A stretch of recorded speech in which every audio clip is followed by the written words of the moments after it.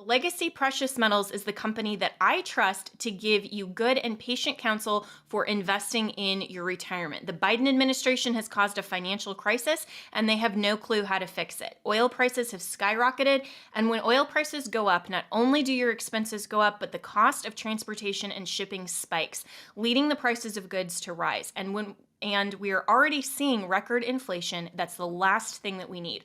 Our economy is in trouble, and you need to take steps to protect yourself. If all your money is tied up in stocks, bonds, and traditional markets, you may be vulnerable. So gold is one of the very best ways to protect your retirement. No matter what happens, you own your own gold. It's real, it's physical, and it's always been valuable since the dawn of time. Call Legacy Precious Metals today at 866-528-1903 or visit them online at legacypminvestments.com. That's legacypminvestments.com, where you can download the free investor's guide. You can also go to my Facebook page, Jenna Ellis. I am a public figure on Facebook, and I just posted yesterday a really great interview with the president of Legacy Precious Metals, who is discussing why you need to start your retirement account even if you're in your 20s or 30s. There is always a great time to protect your retirement and invest, just like you want to protect your health over the long term.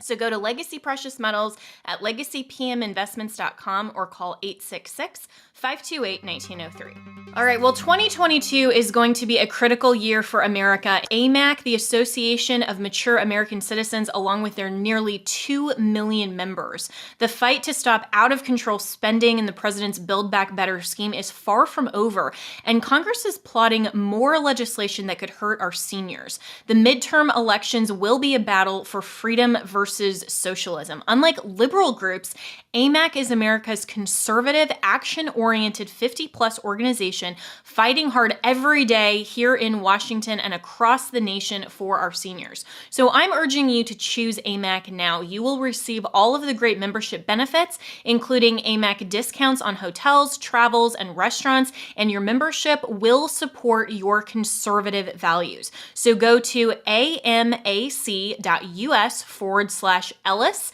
That's amac.us/ELLIS to become an AMAC member now. As a constitutional law attorney, former senior legal advisor, and personal counsel to President Donald J. Trump, Jenna Ellis believes in the rule of law and the importance of integrity in our elections. And she's ready to tackle the big cultural and legal issues facing America. This is the Jenna Ellis Show. Here is your host, Jenna Ellis. Happy Monday, friends, and welcome to another episode of the Jenna Ellis Show. I'm Jenna Ellis, and of course, so much happened over the weekend, including President Trump is back on Twitter. Yes, Elon Musk actually pulled the trigger on that, and he allowed not only President Trump, but a lot of our other conservative allies like ALX, James Lindsay, so many others that are actually back on Twitter now. And Elon Musk has been such a great advocate for not just freedom of speech, but freedom to debate. This is going to be an amazing year, I think, coming up into the 2024 election season and the election cycle that has already started with President Trump's announcement, because we are going to be able to actually clash on Twitter without conservatives kind of restricting ourselves a little bit, going, hey, do we really want to tweet that? Because we're not really sure if that's worth saying. We don't want to get the ding on the censorship. We need to be able to freely and fairly debate all of the policy issues, all of the concerns.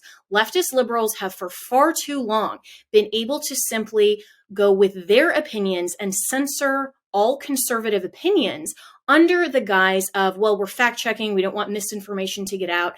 And so they have been able to successfully really silence a lot of our thoughts and opinions under this guise of the Twitter's terms of service and terms and conditions. Elon Musk is wildly changing that, and I am here for it. So the question, of course, that everyone is asking is, will Trump tweet again? What I think is interesting is that many news outlets, including Chanel Rion from OANN, who's a fantastic reporter, she commented that the Truth Social, which is, of course, President Trump's big alternative platform when he was censored off of Twitter, he started Truth Social. And that contract, which has him posting on Truth Social, may require him to be exclusive in terms of first content on Truth Social. How that impacts his fiduciary responsibility to the Truth Social board will be really fascinating. Of course, President Trump does publish in other ways. He does, of course, issue statements through the Save America PAC. He also does through 45 Office. But how that actually impacts his presence on social media, I think, will really be the question. So whether he originates content on Truth Social and then maybe an hour or two later will post the same post on Twitter is a likely possibility. That's exactly what he did for Facebook when he still had a Facebook page. His office would take his tweets and then post the exact same content on Facebook. So users that only were on Facebook could also take advantage of hearing from President Trump. So I think that possibility is very likely. And it's also likely that he will post screenshots from Truth Social onto Twitter to encourage other people to go from Twitter onto the Truth Social platform. So I think it's a really fascinating opportunity. I hope we do see President Trump on Twitter. And I also am really, really excited that Elon Musk, even though he's making some decisions and then tailoring it back and then kind of seeing where Twitter in terms of its terms of service should go, I think genuinely has the right idea and the right motivation. And so I am all for it. And if you didn't listen to the episode here on the Jenna Ellis Show just a couple of weeks ago when I had on Jake Denton from the Heritage Foundation, we were talking about a lot of these concepts of Elon Musk and new Twitter. So check out that podcast if you haven't heard about it for even more on Elon Musk. But okay, the big question also today is what is happening in Maricopa County? Kari Lake has not yet conceded. Mark Finchem is calling for a new election. What is going on in Maricopa County? Just over the weekend, I had a source provide me with a video that I posted onto Twitter. So you all need to go and listen to this. But I said on here, breaking Maricopa County Attorney's Office was caught going off on one of Kari Lake's volunteer attorneys. They're scared to answer basic questions on inconsistencies in the Arizona elections. So today, an attorney is going to join me to discuss this. But first, I want you to listen to this video between this audio between one of Kari Lake's volunteer attorneys and the Maricopa County Attorney's Office. Listen to this. Okay, Tom, I think I'm doing my job, helping you do your job. I think we're in agreement. We don't want that stuff to happen. Yeah, I completely understand what your job is. I did it for years. For the RNC and for the Congressional Committee and for candidates. I understand. One thing that would be really helpful is for us to be able to say that Tom Liddy is giving us good information. And that's one thing that is in your control, and we would really appreciate it. No, it's not. And guess what? Let me educate you. I cannot control what you say, okay? You can say whatever you want to say. I can't control it. Now, if you're not happy working with me and you don't want to continue working with me and you don't want to answer your questions, then we'll just stop. I don't give a shit. No, Tom, that's the opposite of what I'm saying. I want to work with you. I want to get the right information. I don't want disinformation out of there. That is what I'm working for. I'm not looking for disinformation. You got me two questions. I'm going to go ask them. Yeah, I know. I'm not saying that you're giving me bad information. I'm just saying we're getting a lot of information, and we want to make sure what we're getting is accurate. Hold on a second. Who am I talking to? Who is this? This is. Let me tell you something, Dan. You sound like you're threatening me. I'm definitely not threatening you, and I promise that I'm not. Listen, if I don't get these answers to you quickly, you're not going to be able to tell the crazy people that I've been helpful. I don't give a fuck. Is that clear enough? Yes, Tom, and I want to promise you, I'm not threatening you. Thank you. No more threats from Tom. Right? Definitely no threats. Good. Okay, I'm just saying what I'm worried about. I don't care. Okay, and you don't care. All right. Do you have a fourth question for me?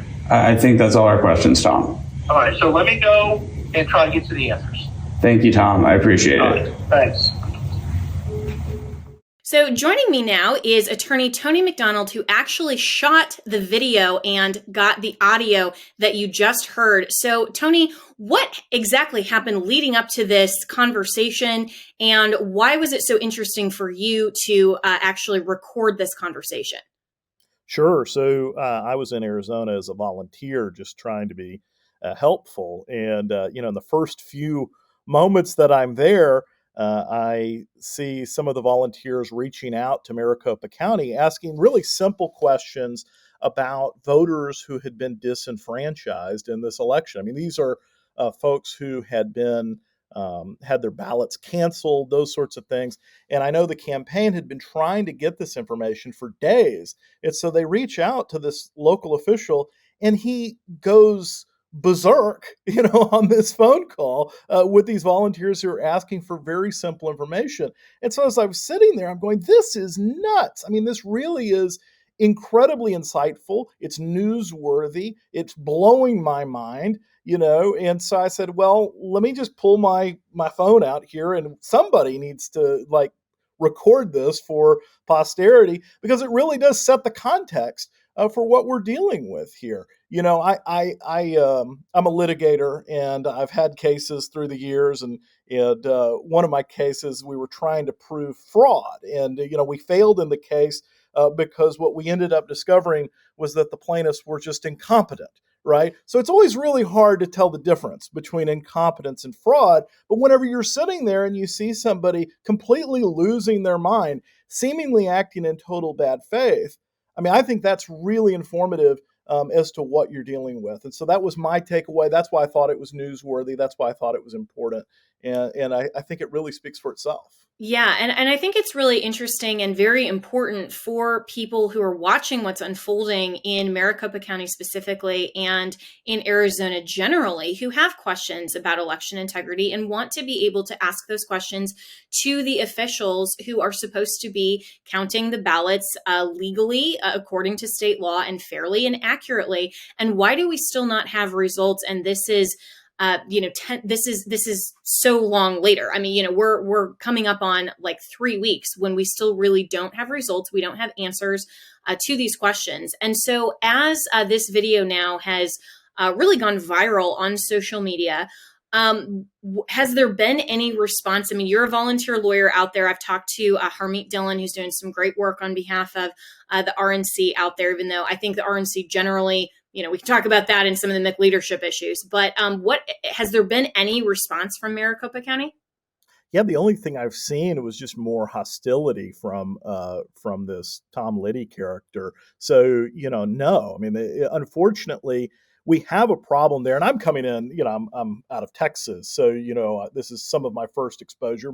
Much like many Americans, this is my first exposure or second exposure, I guess, to the difficulties of Arizona elections, right? And don't forget about 2020. Right. The second exposure to that. But we're starting to see this. And obviously, there are things that I would say are problems, but there were new problems in this election where you had folks going to the polls, getting checked in, the machines weren't working. They then try to cast a ballot, a mail-in ballot. Those are canceled. And we know that there are thousands of people, or seemingly thousands of people, who were disenfranchised because of that process.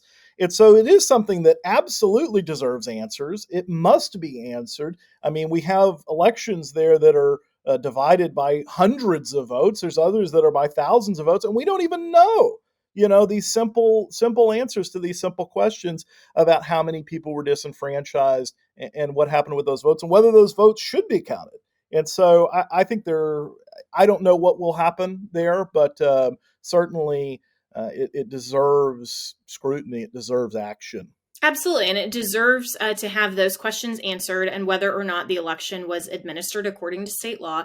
And this is where to me, it's so frustrating that the left controls this narrative to say that if conservatives or Republicans ask any questions about election integrity, we're election deniers, we're trying to overturn an outcome of an election, or, all of these really BS sorts of labels and attacks, when all we're trying to get to is asking the question, is every legal vote counted and counted fairly? And what you just said, Tony, I think is fascinating, that it's not just, these people were disenfranchised and their votes should have been counted, but we need to ask the question, should those votes have been counted? How many people were disenfranchised? Was that on a legitimate basis in terms of election administration, or what happens in terms of a remedy? Was it outcome determinative? There was a really, really narrow number between Katie Hobbs and Kari Lake. And at least according to Kari Lake, she thinks it's outcome determinative. And so why hasn't the judicial system yet stepped in? Have there been lawsuits, or do you anticipate lawsuits being filed? And do you expect that there can be some sort of remedy when we saw that the judicial branch and also the state legislatures just absolutely refused to look at this issue in the immediate aftermath of 2020? They wanted to only remedy for future elections rather than take care of the problems for that specific election. What are we going to see in Arizona? Well, as you're aware, election litigation is extremely challenging. You literally take, I'm involved in some lawsuits now that have percolated through the system. They're in their 10th year. Okay. Standard litigation in court can go on for decades. And so you say, oh, I want to challenge an election. And you take that 10 years of activity and let's pack it down into a week, 2 weeks, maybe 3 weeks, and try and get a court to take action. And we have this problem of judicial courage. We don't have judges who want to do anything courageous. They're afraid, they're timid. And so what you end up running into is the problem that you said, is it outcome determinative, right? So there's this kind of tendency to say, well, there's problems in every election. There's going to be problems, but is that problem bad enough that we don't know the result?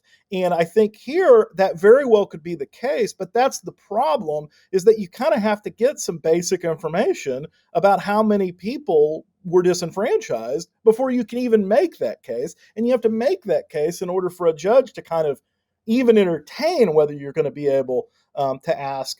I think really what you'd be looking at here is to throw out the election and to run a new election that would be fair. I mean, I think that's probably the only thing to ask for, and that's a big ask, right? So I don't know whether that will ever happen, but I suspect that that's something that's being looked at for sure.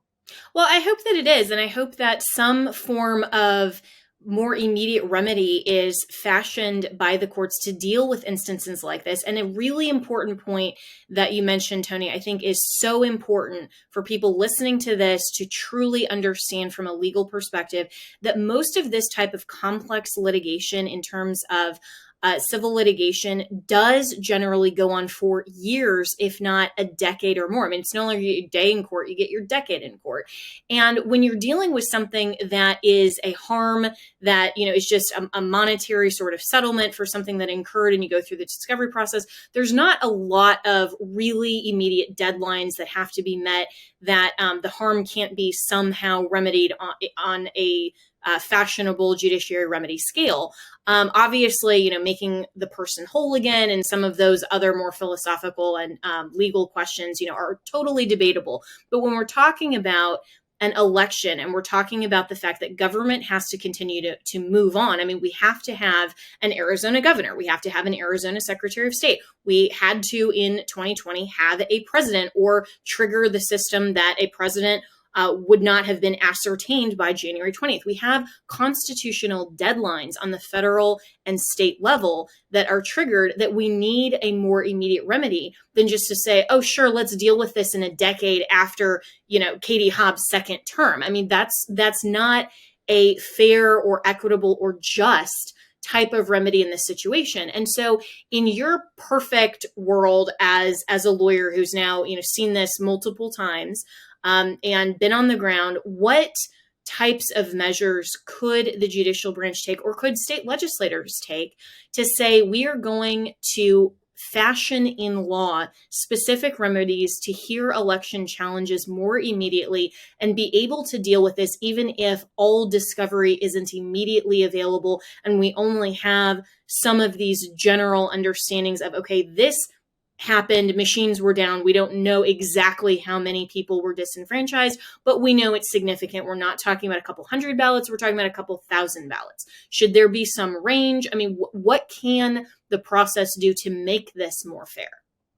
Yeah, so, I think the election contest process procedurally, that's not actually where the problem is. I mean, the problem there is judicial courage, right? And there's no kind of snap your fingers solution to that. We need more courageous people in office, right?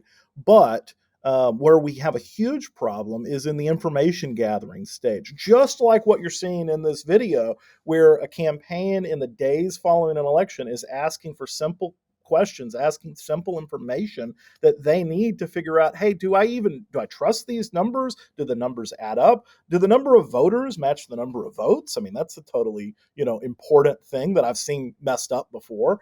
And so that's where I really see the problem, is the inability to swiftly get information from public officials about elections so that we can evaluate whether there is a need for an election contest. I mean, you have a couple weeks to put a case together. That's a Herculean task. And then you say, okay, put it together, but you're not even allowed, any real concrete information. And then you show up in the election contest and the judge says, well, why don't you have concrete information to support your claims? And you go, well, there's literally no way to ask for it because we can't do discovery, that sort of thing. So again, I think it's with the public records laws that we have a lot of problems. I think that's where we really need to be targeting a solution. That's an immediate thing that needs a solution, and that's what we saw in this video.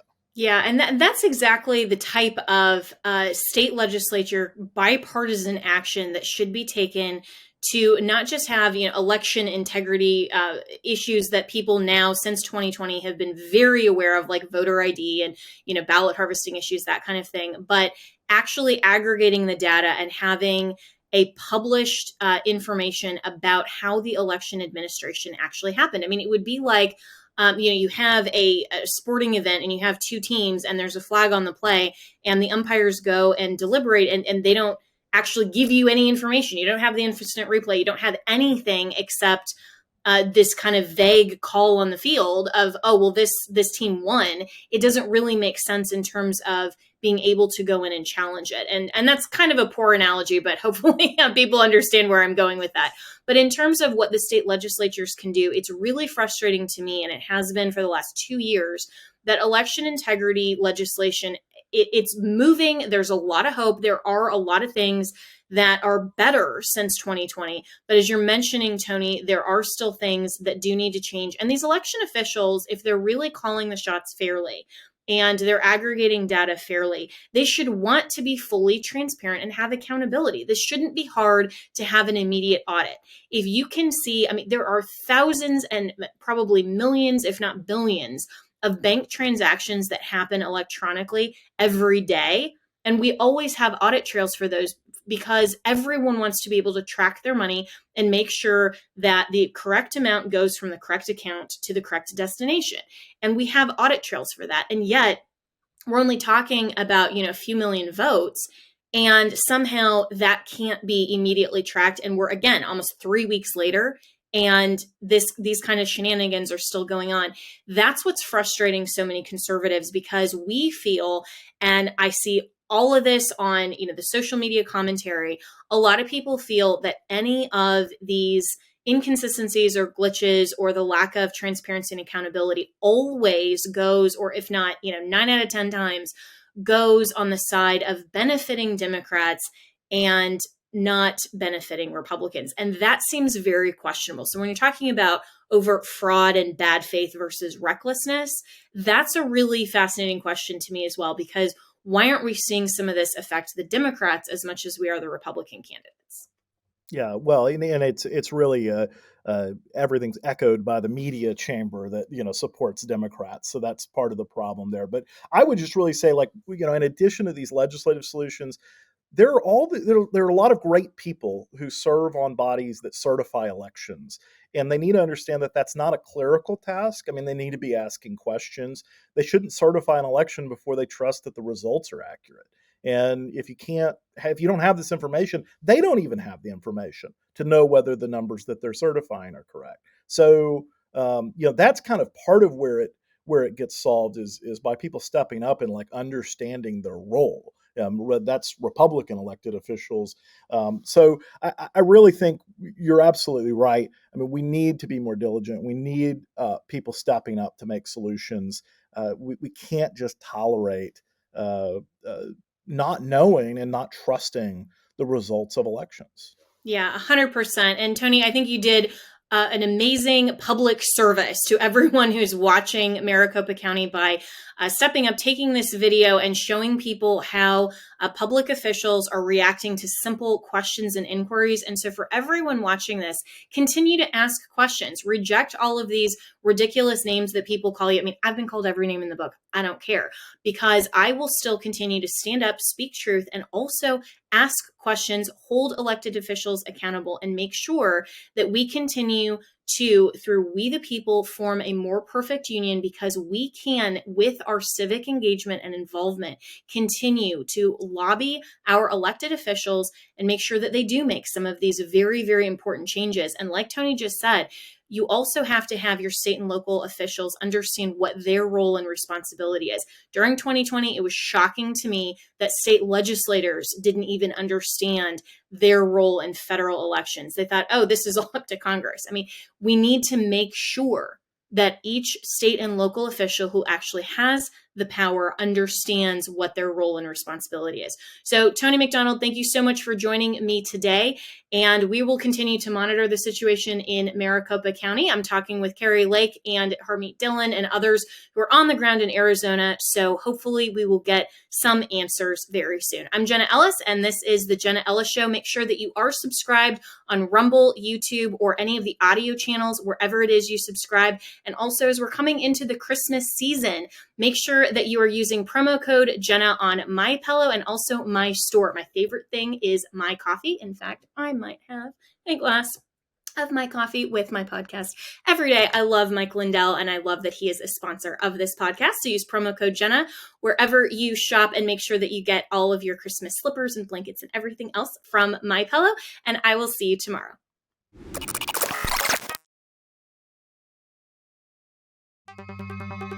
Legacy Precious Metals is the company that I trust to give you good and patient counsel for investing in your retirement. The Biden administration has caused a financial crisis, and they have no clue how to fix it. Oil prices have skyrocketed, and when oil prices go up, not only do your expenses go up, but the cost of transportation and shipping spikes, leading the prices of goods to rise. And we are already seeing record inflation. That's the last thing that we need. Our economy is in trouble, and you need to take steps to protect yourself. If all your money is tied up in stocks, bonds, and traditional markets, you may be vulnerable. So gold is one of the very best ways to protect your retirement. No matter what happens, you own your own gold. It's real, it's physical, and it's always been valuable since the dawn of time. Call Legacy Precious Metals today at 866-528-1903 or visit them online at legacypminvestments.com. That's legacypminvestments.com, where you can download the free investor's guide. You can also go to my Facebook page, Jenna Ellis. I am a public figure on Facebook, and I just posted yesterday a really great interview with the president of Legacy Precious Metals, who is discussing why you need to start your retirement account even if you're in your 20s or 30s. There is always a great time to protect your retirement and invest, just like you want to protect your health over the long term. So go to Legacy Precious Metals at legacypminvestments.com or call 866-528-1903. MyPillow is having their biggest sheet sale of the year. You all have helped build MyPillow into the amazing company that it is today. Now, Mike Lindell, the inventor and CEO, wants to give back exclusively to you, his listeners. The Percale bed sheet set is available in a variety of colors and sizes, and they are all on sale. So, for example, the queen size is regularly priced at $89.98, but is now only $39.98 with our listener promo code Jenna, Jenna. So order now, because when they're gone, they're gone. The Percale bed sheets are breathable and have a cool and crisp feel. These come with a 10-year warranty and a 60-day money-back guarantee, so don't miss out on this incredible offer. There's a limited supply, so be sure to order now. You can call 1-800-564-8475 and use the promo code Jenna, or go to mypillow.com/Jenna. You can click on the radio listeners square and use the promo code Jenna. That's Jenna. Thank you so much to all of Mike Lindell's listeners and listeners of this podcast for making sure to support MyPillow and using our exclusive listener promo code Jenna. That's Jenna.